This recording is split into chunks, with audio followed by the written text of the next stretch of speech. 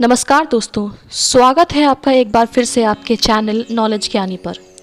दोस्तों, मैंने और आपने ये अक्सर देखा होगा कि जब वो बचपन में रामानंद सागर का टीवी सीरियल आता था ना, तब सीता जी हमेशा हाथ में एक तिनका लिए यानी तिनके की आड़ में घूंघट किए रावण से बात करती थी।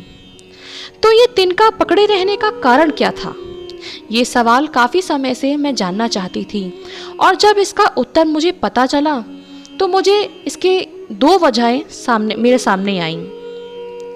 तो पहली वजह जो है वो मैं आपको इस वीडियो में आपके साथ शेयर करने वाली हूँ, लेकिन उससे पहले आप ये कहानी सुने। आपसे गुजारिश है कि यदि अगर आप हमारे चैनल पर नए हैं तो प्लीज़ हमारे चैनल को सब्सक्राइब कर लीजिए ताकि भविष्य में आने वाली ऐसी रोचक जानकारियाँ मिलती रहें। और अगर आपको ये वीडियो पसंद आए तो इसे लाइक और शेयर करना ना भूलें। तो चलिए दोस्तों, बिना देरी किए आगे बढ़ते हैं।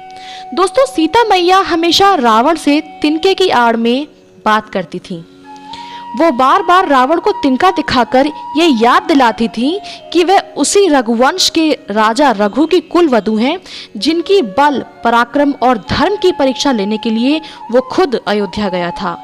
वह रावण को वह तिनका दिखाकर उसी घटना का स्मरण कराती थी, जिसे देखकर रावण भी घबराकर बिना राजा रघु की परीक्षा लिए दबे पैर वहां से चला आया।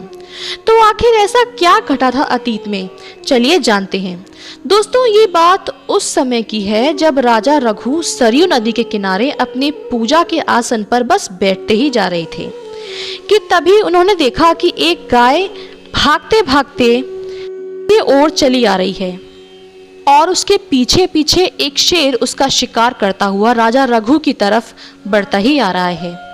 इधर रावण भी राजा रघु के बल और पराक्रम को सुन वहां उनके बल और धर्म की परीक्षा लेने आया था।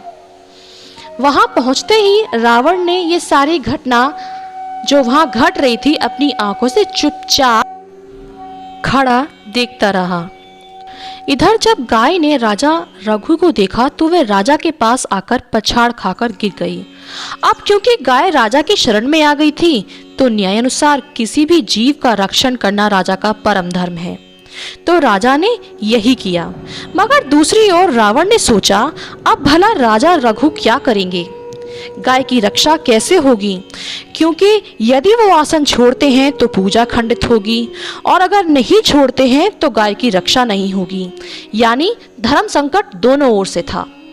रावण खड़ा खड़ा ये सब सोच ही रहा था कि तभी दूसरी ओर शेर को गाय की ओर आता देखकर राजा रघु ने अपने आसन पर से बैठे बैठे ही एक तिनका निकालकर शेर की तरफ फेंक दिया, जिससे शेर वहीं गिरकर मर गया और राजा अपने ध्यान मग्न हो गए और अपना पूजा करने लगे।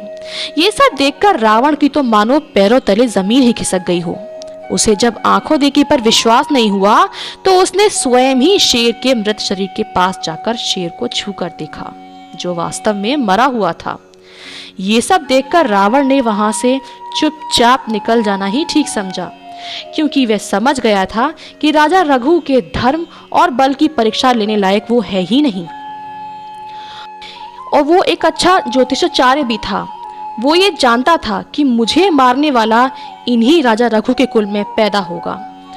तो वो यहाँ पर आकर ये सोचकर आया था कि यदि वह इस कुल को ही भ्रष्ट कर देगा तो भला तारणहार जन्म कैसे लेंगे। तो दोस्तों, आशा करती हूँ आपको आज की कहानी पसंद आई होगी। आपको ये दोस्तों कहानी कैसी लगी नीचे कमेंट सेक्शन में लिख के ज़रूर बताइएगा। Until the next video, goodbye and take care.